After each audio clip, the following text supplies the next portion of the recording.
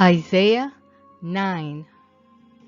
For a child will be born for us, a son will be given to us, and the government will be on his shoulders. He will be called Wonderful Counselor, Mighty God, Eternal Father, Prince of Peace.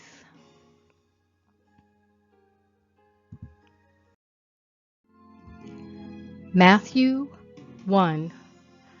Joseph, son of David, do not be afraid to take Mary as your wife, because the child who has been conceived in her is by the Holy Spirit.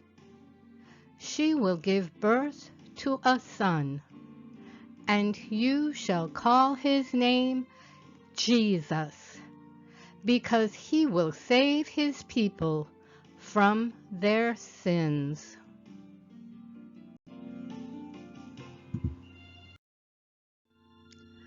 Luke 1. Therefore, the Holy Child shall be called the Son of God. Isaiah 7. Therefore, the Lord himself will give you a sign. Behold, a virgin will be with child, and bear a son, and she will call his name Immanuel. God is with us.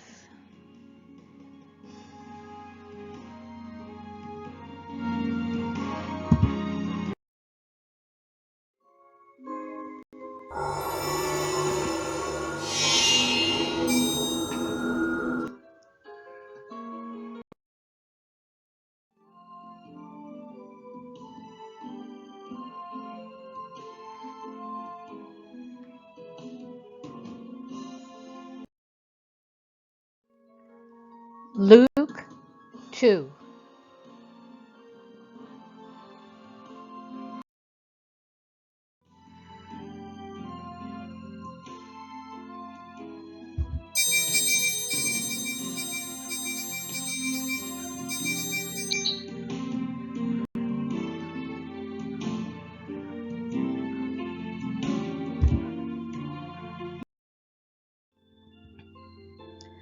And when 8 days were completed for his circumcision, he was named Jesus, the name given by the angel before he was conceived in the womb. And when the days of their purification, according to the law of Moses, were finished, they brought him up to Jerusalem to present him to the Lord.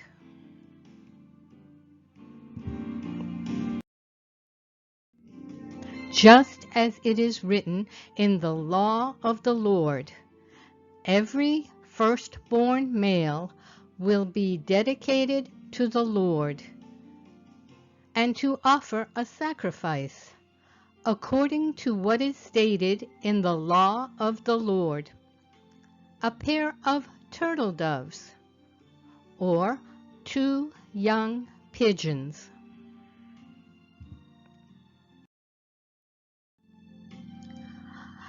There was a man in Jerusalem whose name was Simeon. This man was righteous and devout, looking forward to Israel's consolation, and the Holy Spirit was on him. It had been revealed to him by the Holy Spirit that he would not see death before he saw the Lord's Messiah.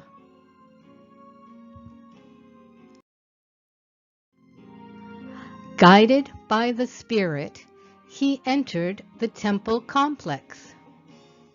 When the parents brought in the child Jesus to perform for him what was customary under the law, Simeon took him up in his arms, praised God, and said, "Now, Master, you can dismiss your bondservant in peace, as you promised.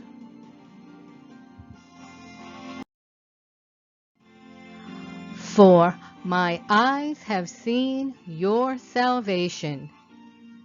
You have prepared it in the presence of all peoples, a light for revelation to the Gentiles, and glory to your people Israel." His father and mother were amazed at what was being said about him.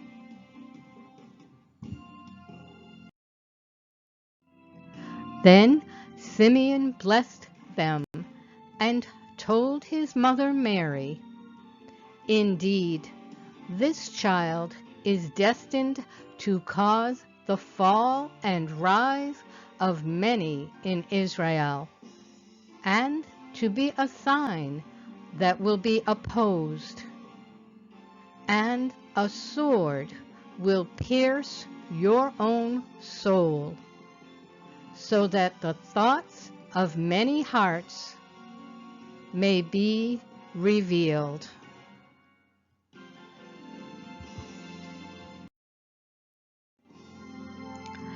There was also a prophetess, Anna, a daughter of Phanuel, of the tribe of Asher. She was well along in years, having lived with her husband 7 years after her marriage, and then as a widow to the age of 84. She never left the temple, serving night and day with fastings and prayers.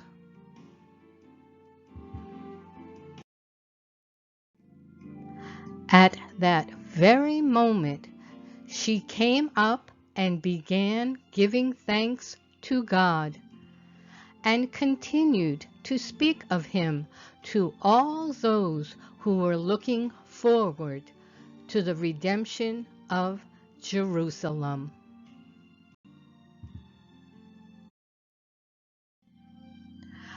When they had completed everything according to the law of the Lord, they returned to Galilee, to their own town of Nazareth. The child continued to grow and become strong, increasing in wisdom, and the grace of God was upon him.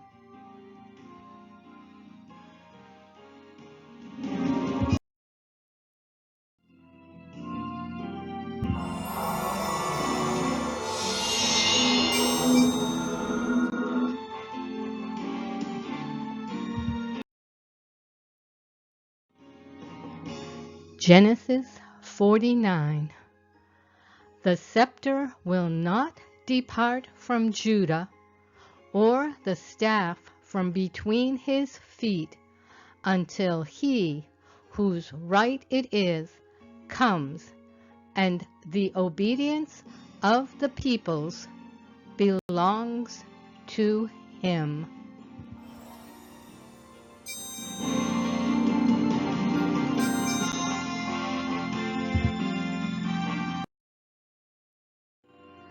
Isaiah 9. The people who walk in darkness will see a great light. Those who live in the land of darkness, the light will shine on them.